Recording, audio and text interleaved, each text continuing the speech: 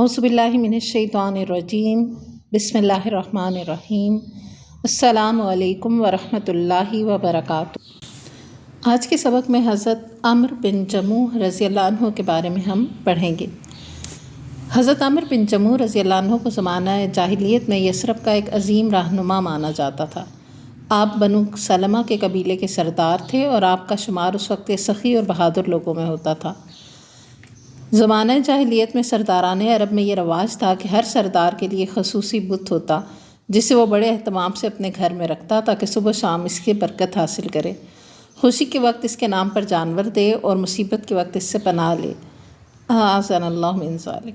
حضرت عمرو بن جموح رضی اللہ عنہ کے بت کا نام مناہ تھا اور اسے بڑی عمدہ لکڑی سے تیار کروایا گیا تھا۔ گھر میں اس کی نگہداشت کی جاتی اور عقیدت کے ساتھ اس کو عطر وغیرہ بھی لگائے جاتے۔ حضرت عمرو بن جموح رضی اللہ عنہ کی عمر تقریباً 60 سال تھی جبکہ ایمان کی کرنیں یکے بعد دیگرے یثرب کے ہر گھر میں روشنی کرنے لگی تھیں۔ سب سے پہلے مبلغ اسلام حضرت مصعب بن عمیر رضی اللہ عنہ کی انتھک کوشش اور تبلیغ سے حضرت عمرو بن جموح کے تینوں بیٹے معوذ، معاذ اور خلاد رضی اللہ عنہم اور ان کے مخلص دوست حضرت معاذ بن جبل رضی اللہ عنہ حلقہ بگوش اسلام ہو چکے تھے۔ اپنے بیٹوں سے متاثر ہو کر ان کی والدہ ماجدہ ہند بھی مسلمان ہو گئیں، لیکن حضرت عمرو بن جموح کو اس بات کا علم نہیں تھا کہ ان کے تمام افراد خانہ مسلمان ہو چکے ہیں۔ حضرت عمرو بن جموح کی اہلیہ ہند نے سوچا کہ اس وقت اہل یثرب کی اکثریت نے اسلام قبول کر لیا ہے۔ سرداران قریش میں سے ان کے خاوند اور دیگر چند افراد کے علاوہ سبھی دارہ اسلام میں داخل ہو چکے ہیں۔ بیوی کے دل میں بڑی شدت کے ساتھ یہ احساس پایا جاتا تھا کہ کہیں اس کا خاوند حالت کفر میں ہی نہ مر جائے۔ ادھر عمرو بن جموح کو اندیشہ تھا کہ کہیں اس کے بیٹے آباء و اجداد کے دین کو چھوڑ کر مبلغ اسلام کے پیروکار نہ بن جائیں، جنہوں نے تھوڑی ہی مدت میں بہت سے افراد کو اپنے آبائی دین سے منحرف کیا تھا۔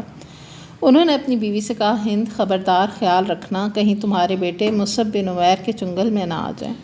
بیوی نے کہا، آپ کا حکم سر آنکھوں پر، لیکن کیا آپ اپنے بیٹے معاذ سے وہ بات سننا پسند کریں گے جو مصعب بن عمیر کے حوالے سے بیان کرتا رہتا ہے؟ انہوں نے کہا، بڑے افسوس کی بات ہے، کیا معاذ اپنے دین سے منحرف ہو گیا اور مجھے علم بھی نہ ہوا؟ اس نیک خاتون نے جب اپنے خاوند کے تیور دیکھے تو بولی، نہیں، بیٹا تو صرف مصعب بن عمیر کی کسی ایک مجلس میں شریک تھا، اس مجلس میں جو باتیں ہوئیں وہ اس نے زبانی یاد کر لیں۔ تو اس نے کہا، اچھا، بیٹے کو میرے پاس لاؤ۔ بیٹا جب سامنے آیا تو کہنے لگے کہ مجھے بھی وہ سناؤ جو تم نے سنا ہے۔ بیٹے نے سورۃ الفاتحہ کی تلاوت شروع کر دی۔ یہ سن کر کہنے لگے، یہ تو بہت عمدہ کلام ہے، کیا اس کی ہر بات اسی طرح کی ہوتی ہے؟ حضرت معاذ نے کہا، ابا جان، اس سے بھی عمدہ۔ ان کی باتوں سے متاثر ہو کر تو آپ کی پوری قوم ان کے ہاتھ بیعت کر چکی ہے، کیا آپ بیعت نہ کریں گے؟ بیٹے کی یہ بات سن کر تھوڑی دیر خاموش رہے، پھر کہنے لگے کہ میں تو اتنا بڑا اقدام اپنے معبود سے مشورہ کیے بغیر نہ لوں گا، یعنی اپنے بت کا ذکر کیا، دیکھتا ہوں کہ وہ کیا کہتا ہے۔ بیٹے نے کہا، ابا جان، یہ ممکن نہیں کہ منات یعنی آپ کا بت آپ سے کوئی بات کرے، یہ تو لکڑی کا بنا ہوا بت ہے، نہ سن سکتا ہے نہ بول سکتا ہے۔ باپ نے غصے میں کہا، میں نے تمہیں ایک دفعہ کہہ دیا ہے کہ میں ہرگز کوئی فیصلہ نہ کروں گا جب تک میں اس سے پوچھ نہ لوں۔ پھر حضرت عمرو بن جموح اٹھ کر منات کی طرف گئے۔ یہ ان کا معمول تھا کہ جب بھی اپنے معبود منات سے کوئی بات کرنا ہوتی تو اس کے پیچھے اوٹ میں ایک بڑھیا عورت کو کھڑا کر دیتے۔ اس سلسلے میں ان کا یہ خیال تھا کہ بڑھیا میرے ہر سوال کا وہی جواب دیتی ہے جو منات کی طرف سے اس کے ذہن میں القا ہوتا ہے۔ پھر وہ منات کے سامنے اپنی ایک ٹانگ کے بل سیدھے کھڑے ہو گئے کیونکہ دوسری ٹانگ لنگڑی تھی۔ پہلے تو انہوں نے منات کی بہت تعریف کی، پھر کہا، اے منات، بلا شبہ تجھے اس بات کا علم ہے کہ یہ مبلغ مصعب بن عمیر جو مکہ سے ہماری وادی آیا ہے، یہ تیرے علاوہ کسی اور کو کوئی نقصان پہنچانا نہیں چاہتا، یہاں یہ صرف اس لیے آیا ہے کہ تیری عبادت سے روکے۔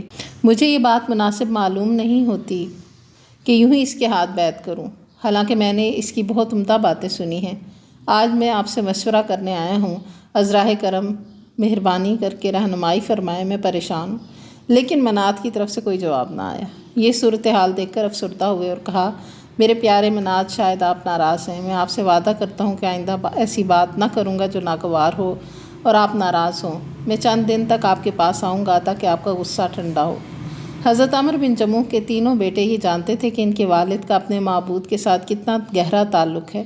یہ تعلق خاطر بھلا کیوں نہ ہو، ایک طویل عرصے سے منات کی پوجا پاٹ کرتے کرتے وہ ان کے رگ و پے میں بس چکا تھا، لیکن انہیں اس چیز کا احساس ہوا کہ باپ کے دل میں منات کی قدر و منزلت میں چندہ کمی نہیں ہو رہی، لیکن ان کی یہ کوشش تھی کہ منات کی محبت ان کے دل سے نکال دیں، تبھی وہ ایمان قبول کرنے کے لیے آمادہ ہوں گے۔ ایک دفعہ حضرت عمرو بن جموح رضی اللہ عنہ کے تینوں بیٹے اپنے ساتھی معاذ بن جبل رضی اللہ عنہ کے ساتھ رات کی تاریکی میں منات کے پاس آئے۔ انہوں نے اسے اٹھایا اور لے جا کر ایک گڑھے میں پھینک دیا جس میں بنو سلمہ گندگی پھینکا کرتے تھے۔ یہ کارروائی کرنے کے بعد چپکے سے وہ گھر لوٹ آئے۔ کسی کو بھی اس واقعے کا کوئی علم نہ ہوا۔ جب صبح کے وقت جناب عمرو بن جموح اپنے معبود کو سلام کرنے کے لیے گئے تو کیا دیکھتے ہیں کہ بت غائب۔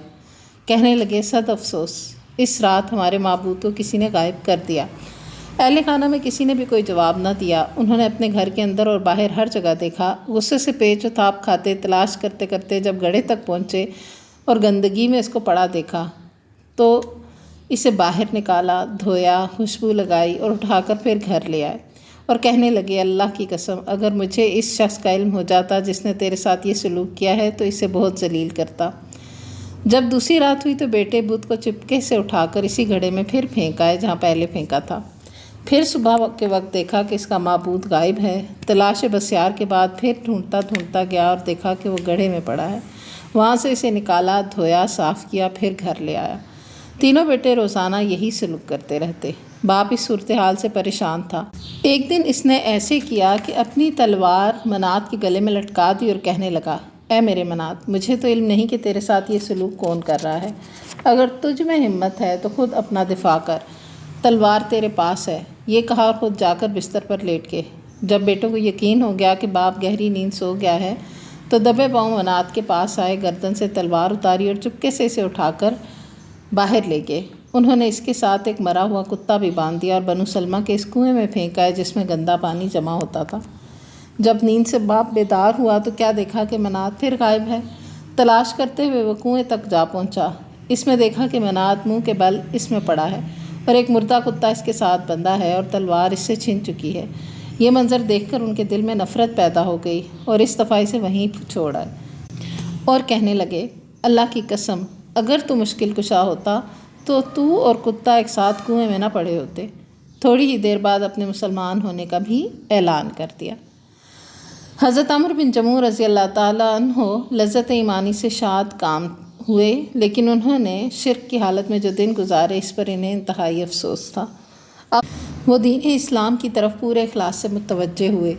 تھوڑے ہی عرصے بعد غزوہ احد وقوع پذیر ہوا۔ حضرت عمرو بن جموح نے اپنے تینوں بیٹوں کو دیکھا کہ وہ دشمن سے مقابلے کی تیاری میں مصروف ہیں اور صبح شام بہادر شیروں کی مانند آتے جاتے ہیں اور جام شہادت نوش کرنے اور اللہ سبحانہ وتعالیٰ کی خوشنودی حاصل کرنے کے لیے بے چین ہیں۔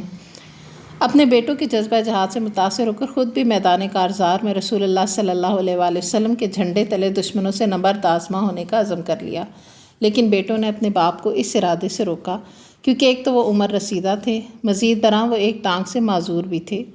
بیٹوں نے کہا، ابا جان، آپ اللہ کی جانب سے معذور ہیں، آپ یہ تکلیف نہ اٹھائیں۔ باپ اپنے بیٹوں کی باتیں سن کر رنجیدہ خاطر ہوئے اور آپ صلی اللہ علیہ وآلہ وسلم کی خدمت میں حاضر ہو کر شکوہ کرنے لگے کہ اللہ کے رسول، میرے بیٹے مجھے جہاد میں شرکت سے روکتے ہیں، یہ دلیل دیتے ہیں کہ میں لنگڑا ہوں۔ اللہ کی قسم، میں تو لنگڑاتا ہوا جنت میں داخل ہونا چاہتا ہوں۔ آپ صلی اللہ علیہ وآلہ وسلم نے ان کا یہ شوق دیکھ کر ان کے بیٹوں سے فرمایا، انہیں جہاد میں شریک ہونے دو، شاید اللہ انہیں شہادت نصیب کرے۔ آپ صلی اللہ علیہ وآلہ وسلم کا حکم سن کر بیٹوں نے خاموشی اختیار کر لی۔ جب میدان جہاد میں نکلنے کا وقت آیا تو حضرت عمرو بن جموح نے اپنی بیوی سے اس انداز میں الوداع کہا کہ گویا واپس نہ لوٹیں گے، اور اپنے لیے آسمان کی طرف ہاتھ اٹھا کر دعا کی کہ الہی مجھے شہادت نصیب کر اور مجھے ناکام بنا کر اہل خانہ میں نہ لوٹانا۔ پھر وہ اپنے بیٹوں کی جلب میں میدان جنگ میں چلے۔ ان کی قوم بنو سلمہ کے بہت سے افراد جنگ میں شریک ہوئے۔ جب میدان کارزار گرم ہوا تو مجاہدین اسلام آپ صلی اللہ علیہ وآلہ وسلم کے گرد مختلف دستوں میں بٹ گئے۔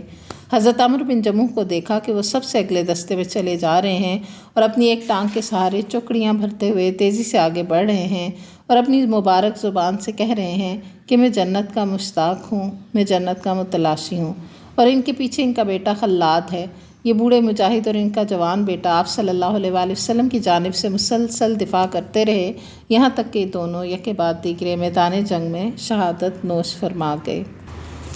جب جنگ ختم ہوئی تو آپ صلی اللہ علیہ وآلہ وسلم شہداء کی طرف تشریف لے گئے تاکہ ان کی تدفین کا بندوبست کیا جائے۔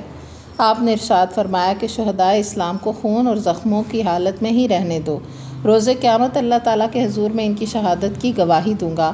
پھر ارشاد فرمایا، جب کوئی شخص اللہ تعالیٰ کی راہ میں زخمی کر دیا جاتا ہے تو اسے قیامت کے دن اس حالت میں اٹھایا جائے گا کہ اس کے زخموں سے زعفرانی رنگ کا خون بہہ رہا ہوگا اور اس سے کستوری کی خوشبو آتی ہوگی۔ پھر فرمایا، عمرو بن جموح رضی اللہ عنہ اور عبداللہ بن عمرو رضی اللہ عنہ کو ایک ہی قبر میں دفن کر دو، یہ دونوں آپس میں ایک دوسرے کے ساتھ محض اللہ کی رضا کے لیے محبت کیا کرتے تھے۔ حضرت عمرو بن جموح رضی اللہ عنہ اور ان کے ساتھی احد کے شہداء سے اللہ تعالیٰ راضی ہو گیا اور ان کی قبروں کو اپنی رحمت سے منور کر دیا۔ حضرت عمرو بن جموح رضی اللہ عنہ کی اللہ سبحانہ وتعالیٰ بخشش فرمائے۔ آج کے سبق میں بھی سیکھنے کی بہت سی باتیں ہیں، جس میں سب سے پہلی بات تو توحید ہے کہ اللہ سبحانہ وتعالیٰ کے سوا کوئی عبادت کے لائق نہیں، اور بت وغیرہ اور ایسی کوئی بھی شے جس کو اللہ کے علاوہ کوئی بھی پکارتا ہے یا اس کے لیے عبادت کا کوئی جذبہ دل میں رکھتا ہے تو اس کی حقیقت پہ غور کرے تو وہ سمجھ لے گا کہ وہ تو اپنے بھی کسی نفع نقصان کا مالک نہیں ہے، تو ہمارے لیے کس طرح کوئی فائدہ یا نقصان کر سکتا ہے۔ اس میں حضرت عمرو بن جموح کے اہل خانہ کی بھی حکمت نظر آتی ہے کہ انہوں نے کسی بھی قسم کا جھگڑا بیدار کرنے کے بجائے حضرت عمرو کے شعور کو بیدار کرنے کی اسٹرگل کی اور ان کے ساتھ ایسی چیزیں سامنے لائیں جس سے وہ خود غور و فکر کریں کہ صحیح رستہ کون سا ہے۔ اور حضرت عمرو بن جموح اسلام لانے کے بعد ان کا جو کردار سامنے آتا ہے اس سے بھی ہم یہ دیکھتے ہیں کہ اپنی کسی ذاتی کمی کی وجہ سے ان کا جذبہ نیکی کرنے کا، کام کرنے کا، وہ ان کو پیچھے نہیں کر سکا۔ وآخر دعوانا ان الحمد للہ رب العالمین، سبحانک اللہم و بحمدک، نشہد ان لا الہ الا انت، نستغفرک و نتوب الیک۔ والسلام علیکم ورحمۃ اللہ وبرکاتہ۔